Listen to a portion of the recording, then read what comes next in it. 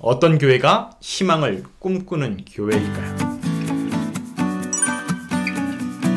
안녕하세요. 건강한 신앙생활을 위해 성경을 다시 읽는 스윗 바이블 17번째 시간입니다. 가끔 우리는 교회의 다툼과 갈등을 목격하면서 어떻게 한 신앙 공동체에서 이런 일이 있을 수 있을까?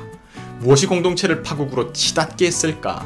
속상해하면서 의문을 갖게 되는데요. 오늘은 다윗 왕조와 결별했었던 북이스라엘의 현장 속으로 함께 찾아가 보려고 합니다. 이 시간을 통해 어리석은 선택들이 반복되었던 북왕국의 역사를 살펴보게 될 텐데요. 희망차게 출발했었던 공동체가 파국으로 치닫게 되는 그 과정. 이 시간을 통해 공동체의 생명력을 지탱하는 소중한 가치가 어떤 것인지, 희망의 공동체를 향하는 그 길이 무엇인지를 함께 탐구해 보도록 하겠습니다. 그러면 여로보암과 함께 시작된 북왕국의 역사를 우리 함께 시작합니다. 솔로몬이 세상을 떠난 후 이스라엘은 두 개의 나라로 분열하게 됩니다. 솔로몬의 아들 르호보암이 혹독한 정책으로 백성들을 억압하였고요. 여로보암은 북방의 10지파와 함께 독립된 나라를 세웠죠. 북왕국은 남왕국 유다와 결별한 뒤 세겜의 임시 수도를 정하는데요. 동시에 요단강 동쪽에 있었던 분우엘이라고 하는 지역을 요새화합니다. 이 두 곳은 북이스라엘의 조상이었던 야곱의 성지였습니다. 그 옛날 야곱이 삼촌 라반의 집에서 돌아온 뒤 단을 쌓고 거주했던 곳이 세겜이었죠. 게다가 야복 강가에서 하나님을 만나 이스라엘이라고 하는 이름도 받았었죠. 아마도 남왕국과 결별하면서 북왕국의 정신적 기초가 되는 야곱의 전승을 내세워 주민들의 유대감과 왕조의 정통성을 내세우고 싶었을 겁니다. 게다가 남왕국과 구별된 종교적 기초를 마련하기 위해 애썼는데요. 북쪽의 단과 남쪽의 베델에 성소를 세우고 남왕국보다 성대한 가을 축제를 열기도 했었습니다. 이 모든 것이 북쪽 주민들의 강력한 지지를 받기 위한 노력이었는데요. 하지만 여로보암의 시도는 이것으로 끝나지 않았습니다. 금송아지 우상을 만들어 그것을 야훼 하나님으로 섬기게 했던 거죠. 물론 여로보암의 시도를 온정적으로 해석할 수도 있습니다. 르호보암의 핍박을 벗어나기 위해 독립된 공동체를 세우기 위한 노력으로서 혼란한 전국을 안정시키기 위해 국가적 연대를 강화해야 했던 필요성이 있었으니까요. 그 외에도 이미 가나안의 문화에 익숙해져 있던 이스라엘 사람들은 야훼 하나님을 엘이라고 하는 호칭을 통해서 가나안의 주신이었던 엘과 동일하게 호명했었던 상황이었습니다. 이 엘의 형상이 황소였기에 여로보암은 북왕국 주민들이 자연스레 금송아지를 통해 황소 엘을 생각하겠고요. 또 엘을 통해 야훼 하나님을 연상했을 것이라고 생각했던 거죠. 그런 의미에서 본다면 여로보암의 금송아지 숭배 사건을 무조건 다른 나라의 종교로 개종했다거나 북이스라엘이 배교하려고 한 건 아니라고 주장할 수도 있습니다. 그러나 그럼에도 불구하고 금송아지 숭배 사건이 만들어낸 심각한 파장은 부정할 수 없죠. 야훼 하나님을 가나안의 최고신인 엘과 연결시켜 이스라엘의 신앙에 혼선을 준 것 외에도요. 폭풍과 다산의 신이었던 바알과 연관되면서 바알 신앙과 선지자들이 북이스라엘에서 활개치게 만드는 사상적 기초를 놓게 되었던 거죠.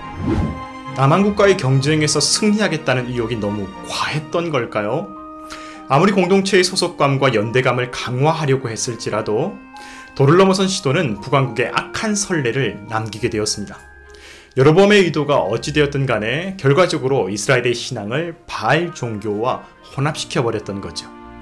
엘리야 선지자와 격렬하게 대립했었던 그 아합 왕의 시대에 바알과 아세라 선지자들은 활개를 쳤었고요. 후대의 예언자 호세아는 북왕국의 상징인 사마리아의 송아지를 가리켜 준엄하게 비판하고 있었죠. 여로보암의 어리석은 선택과 악한 전통을 고수했던 왕들의 행위는 북이스라엘의 영적 지형을 혼란스럽게 흐트려 놓았던 것이죠. 결국 공동체는 그들의 선택에 따라 전혀 다른 운명을 맞이하게 됩니다. 욕망과 편리를 위해 안 좋은 선례를 따르는 일은 쉽지만 공동체의 생명력을 위해 그 일을 거절하는 일은 참 어려운 일이죠. 안타깝게도 북이스라엘의 많은 왕들은 초대왕 여로보암을 따라 반란을 일으켜 왕권을 찬탈하였습니다. 여로보암 이후 18명의 왕들 중 8명의 왕들이 반란으로 새 왕조를 세웠고요. 남유다가 단 하나의 다윗 왕조를 유지한 데에 비해 9개의 왕조가 뒤바뀌었습니다. 기가 막힌 사실은 시므리 왕의 경우에 나라를 통치한 기간이 불과 일주일을 넘기지 못할 정도였죠. 성경은 그들이 여로보암의 죄를 따랐다고 비판하는데요. 더 중요한 것은 여로보암의 반란 행위를 따른 왕들만이 아니라 자연스럽게 왕위를 승계한 이들조차도 대부분이 바로 이 여로보암의 죄에서 떠나지 않고 악을 행했다고 비판받는 대목입니다. 이것은 단순히 북왕국에 여로보암의 원죄가 있다는 의미가 아니고요. 또 그들의 죄가 반란죄라는 명목에 있다는 것도 아닙니다. 수많은 왕들이 선조로부터 보고 들었던 그 악한 선례를 무비판적으로 따랐던 것을 지적하고 있는 대목이죠. 이러한 전통을 통해 북왕국에는 하나의 캐치프라이즈가 남게 되었습니다. 성공과 욕망을 위해서라면 수단과 방법을 가리지 마라. 성공한 쿠데타는 반란이 아니라 혁명이 되었고요.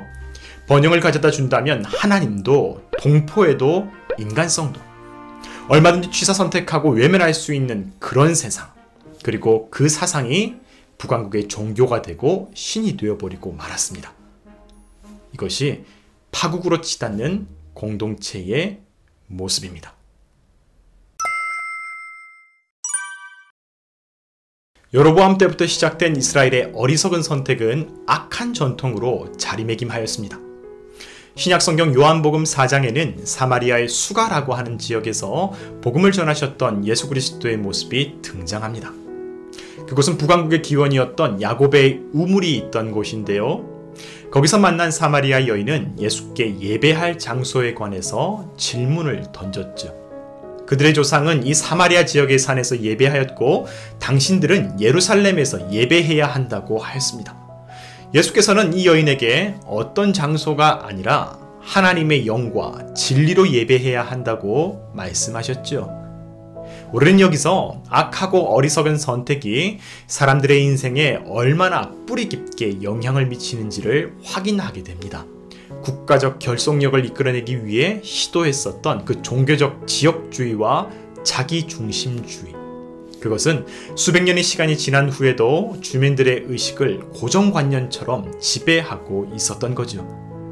하나님의 영으로 드리는 예배, 진리의 말씀을 따르는 예배, 그런 예배가 아니라 어디 출신인지, 어디서 모여야 하는지, 어느 나라가 중요한지 사람들의 의식세계를 왜곡시키며 하나님 안에서 진리를 탐구하고 사람과 평화를 나누는 화해의 영성보다 자기 공동체, 자기 세력을 강화하기 위해 미워하고 분리되고 서로 싸우는 방식으로 하나님에 대한 신앙조차 뒤바꾸어 놓았던 것입니다. 오늘 우리의 현실도 마찬가지 아닐까요? 정말 사랑이 필요한 시대, 하나님의 정의와 긍휼이 필요한 시대, 그 시대에서 교회는 이웃과 주변을 향해 그 사랑과 은혜를 온전히 전달하고 있을까요? 도리어 내 교회, 내 공동체, 내 방식이 전부인 것처럼 여기면서 타인을 증오하고 혐오하며 차별하지는 않습니까? 예수 그리스도께서 죽기까지 살아내셨던 그 하나님 사랑과 이웃 사랑의 삶을 사실 우리는 그저 있는 그대로 따르기만 해도 너무나 할 일이 많고요. 너무나 귀한 가치를 나누며 살아갈 수 있는데 도리어 엉뚱한 생각과 마음의 벽들이 우리들을 뒤뚱거리게 만들지는 않습니까? 북왕국의 어리석은 선택이 만들어낸 또 하나의 악한 전통은 하나님의 말씀보다 물질적인 번영과 성공을 사랑하게 만든 일이었습니다. 이스라엘이라고 하는 나라는 철저히 하나님의 말씀, 율법에 대한 순종과 신뢰로 시작된 언약의 공동체였습니다.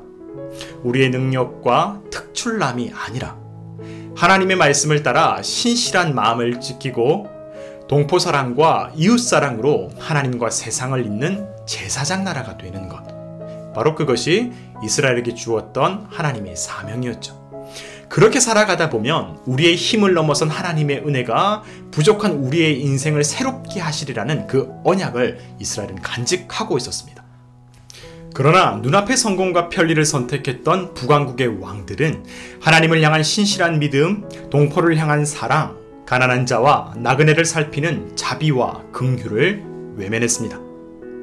북왕국이 가장 번성했었던 여로보암 2세의 시대에 드고아의 선지자 호세아는 이렇게 외쳤었죠.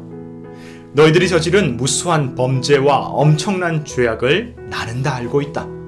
너희는 의로운 사람을 학대하며 뇌물을 받고 법정에서 가난한 사람들을 억울하게 하였다. 그러므로 신중한 사람들이 이런 때에 입을 다문다.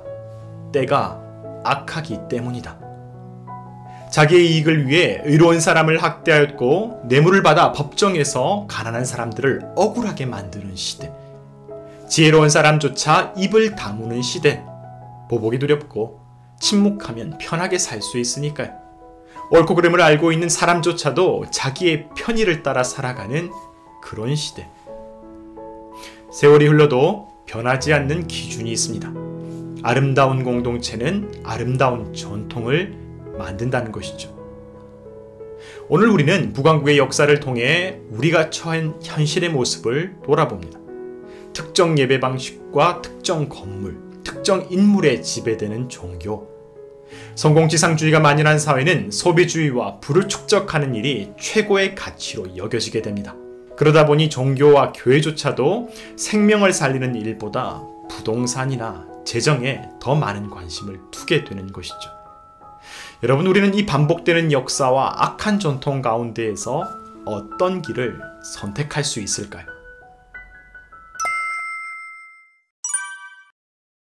여러분, 어떤 교회가 희망을 꿈꾸는 교회일까요?